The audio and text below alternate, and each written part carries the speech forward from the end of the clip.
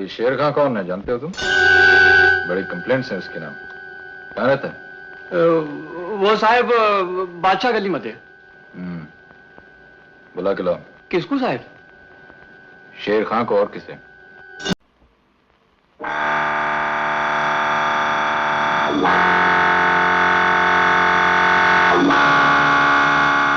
Mister विजय Khanna. Yes. हम anti corruption department के आदमी। हाँ जी, कहिए क्या चाहते हैं आप लोग? हमें आपकी तलाशी लेनी। तलाशी? तुम लोग में से ही एक वो है जिसने अपने ट्रक से 5 बेगुनाह मासूम बच्चों को कुचल डाला। वो कौन है? तुम? तुम? या तुम? आप ये जानकर शायद हैरान हो जाएंगे कि सबसे पहले धर्मेंद्र ने फिल्म जंजीर की स्क्रिप्ट इसके लेखक सलीम जावेद से 17,500 रुपये में खरीदे थे। धर्मेंद्र खुद इस फिल्म को प्रोड्यूस करना चाहते थे और फिल्म के हीरो भी वो खुद बनना चाहते थे। उस समय प्रकाश मेहरा के निर्देशन में बनी धर्मेंद्र की समाधि नाम की एक फिल्म सुपरहिट हुई थी। इस फिल्म के जरिए धर्मेंद्र और प्रकाश मेहरा अच्छे दोस्त बन गए। प्रकाश मेहरा ने धर्मेंद्र से जंजीर की स्क्रिप्ट उन्हें देने को कहा। प्रकाश जी ने धर्मेंद्र से कहा कि वो धर्म जी को हीरो बनाकर खुद इस फिल्म को प्रोड्यूस करेंगे। धर्मेंद्र सहर्ष मान गए और प्रकाश जी को स्क्रिप्ट दे दी। लेकिन आपदा इसके बाद आया। धर्मेंद्र के दूर के रिश्ते के एक चचेरे बहन जो एक निर्माता निर्देशक भी थे, जिसके साथ प्रकाश मेहरा के संबंध अच्छे नहीं थे, उस बहन ने प्रकाश मेहरा और धर्मेंद्र के साथ काम करने से आपत्ति जताई। बहन के जिद के आगे धर्म जी को झुकना ही पड़ा। धर्मेंद्र ने बहन की आपत्ति को स्वीकार करते हुए जंजीर की प्रोजेक्ट से अपने आप को हटा लिए। उसके बाद धर्मेंद्र और प्रकाश मेहरा एक साथ किसी और फिल्म में कभी काम नहीं किए। धर्मेंद्र के मना करने के बाद इस फिल्म के हीरोइन जया भादुरी ने अमिताभ बच्चन को इस फिल्म की हीरो बनाने के पेशकश प्रकाश मेहरा जी से की, जिसे प्रकाश मेहरा साथों साथ ठुकरा दिए। फिर प्रकाश जी जंजीर के स्क्रिप्ट लेकर राजकुमार जी के पास गए। पूरी कहानी और स्क्रिप्ट सुनने के बाद राजकुमार प्रकाश मेहरा से पूछते हैं, आपका घर कहाँ है? प्रकाश जी ने उत्तर दिया, उत्तर प्रदेश के बिजनूर गांव में। तब राजकुमार ने कहा, इसलिए आपके सिर से बिजनूर के तेल के तेज गंध आ रही है, आप इस बार आ सकते हैं। इसके बाद प्रकाश मेहरा स्क्रिप्ट लेकर राजेश खन्ना के पास गए तो राजेश खन्ना उनसे कहते हैं, आपकी कहानी और स्क्रिप्ट तो बहुत अच्छी है मेहरा साहब, लेकिन मैं इतना जोखिम नहीं उठा सकता, क्योंकि मैंने अब तक दर्शकों के मन में अपने जो रोमांटिक इमेज या छवि प्रतिष्ठित की है, वो इस फिल्म के नायक होने पर बर्बाद भी हो सकती है। इसके बाद देवानंद को भी फिल्म जंजीर की कहानी और स्क्रिप्ट पसंद नहीं आई और वो भी ये फिल्म नहीं किए। फिल्म जंजीर का हीरो बनने का ऑफर प्रकाश मेहरा ने दिलीप कुमार को भी दिए थे, मगर दिलीप साहब का कहना ये था कि इस फिल्म के लीड कैरेक्टर इंस्पेक्टर विजय खन्ना के किरदार में उनका कोई परफॉर्मेंस करने का खास स्कोप या मौका नहीं है। बाद में इस फिल्म के स्क्रिप्ट राइटर सलीम खान ने एक टीवी टॉक शो में इस बात का खुलासा किए थे कि दिलीप साहब ने कहा, मेरे लिए कुछ परफॉर्मेंस वाइज करने को तो इस फिल्म में है नहीं, बड़ा ही स्ट्रेट जैकेट रोल है।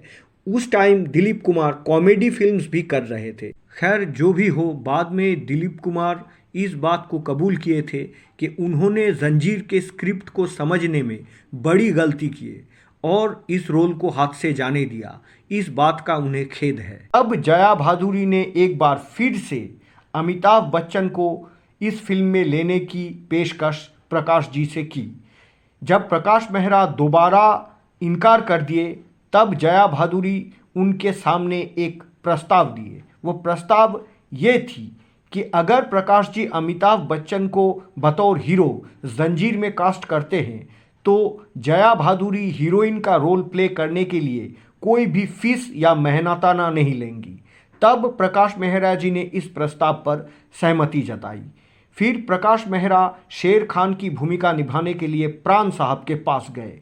प्राण साहब मान भी गए, लेकिन शूटिंग कुछ हद तक आगे बढ़ने के बाद आपदा आ गई। यारी है ईमान मेरी यार मेरी जिंदगी गाने में डांस सीक्वेंस था, लेकिन प्राण साहब बहुत परेशान थे। वैसे तो प्राण साहब यानी कि प्राण किशन सिकंद ने पर्दे पर खलनायक की भूमिका निभाई, लेकिन असल ज़िंदगी में प्राण साहब बहुत ही सीरियस और जागरूक व्यक्ति थे। पिक्चर में साइन करते समय अनुबंध में ये नहीं था कि उन्हें डांस करना पड़ेगा। प्राण साहब ने डांस करने से साफ इनकार कर दिए और शूटिंग रद्द कर दी। बाद में निर्देशक प्रकाश मेहरा प्राण साहब के घर खुद गए और उन्हें रिक्वेस्ट किए, उनकी स्थिति के बारे में बताया और प्राण साहब से कहा कि उन्होंने लगातार 12 फिल्म फ्लॉप देने वाला अमिताभ बच्चन को इस फिल्म में बतौर हीरो लिए हैं। इसके हिम्मत की केवल जया भादुरी और प्राण साहब के स्टारडॉम के भरोसे पर। इसके बाद प्राण साहब और इनकार नहीं कर सके। ये गाना फिर बॉलीवुड में एक इतिहास रच दिया। जंजीर रिलीज होने से पहले अमिताभ बच्चन की 12 में से 10 फिल्में फ्लॉप हो चुकी थी। ऋषिकेश मुखर्जी द्वारा निर्देशित आनंद ने कुछ अच्छा व्यवसाय किया। हालांकि अमिताभ ने इस फिल्म में अच्छा प्रदर्शन किया, लेकिन इस फिल्म की सफलता का पूरा श्रेय राजेश खन्ना को जाता है, जिन्होंने शीर्षक भूमिका निभाई थी। आनंद फिल्म में राजेश खन्ना ने जिस तरह अमिताभ को पछाड़े, वैसे ही बाद में अमिताभ बच्चन ने ऋषिकेश मुखर्जी के नमक हराम फिल्म में अपना मीठा बदला लिया था। हालांकि स्क्रीन दोनों दिग्गज कलाकारों के बीच समान रूप से साझा गया था। राजेश खन्ना अमिताभ बच्चन की उत्कृष्ट स्क्रीन प्रेजेंस और नए स्टाइल से हार गए। दरअसल दर्शकों को भी एक बदलाव या नवीनता चाहिए थी, जिसे अमिताभ ने उस समय शानदार तरीके से पूरा किया। इसी सिलसिले में एक बार मिथुन चक्रवर्ती से पूछा गया था कि अमिताभ बच्चन के लिए राजेश खन्ना की आसमान छूती लोकप्रियता में पैर जमाना कैसे संभव हुआ। जवाब में मिथुन चक्रवर्ती ने कहा, यही वजह है कि अमिताभ ने एक ही कीमत के टिकट पर राजेश खन्ना से भी ज़्यादा एंटरटेनमेंट या मनोरंजन दर्शकों को देना शुरू कर दिया। आनंद के अलावा अमिताभ की एक और फिल्म जिसने जंजीर से पहले थोड़ा अच्छा कारोबार किया था, वो थी बॉम्बे टू गोवा, जिसका निर्माता थे अनवर अली और निर्देशक थे महमूद। इसके अलावा ख्वाजा अहमद अब्बास साहब की 7 हिंदुस्तानी से बंधे हाथ तक अमिताभ बच्चन की सभी फिल्में फ्लॉप या सुपर फ्लॉप के रूप में सूचीबद्ध है। उस समय अमिताभ बच्चन का नाम सुनते ही निर्माता निर्देशक नाराज हो जाते थे।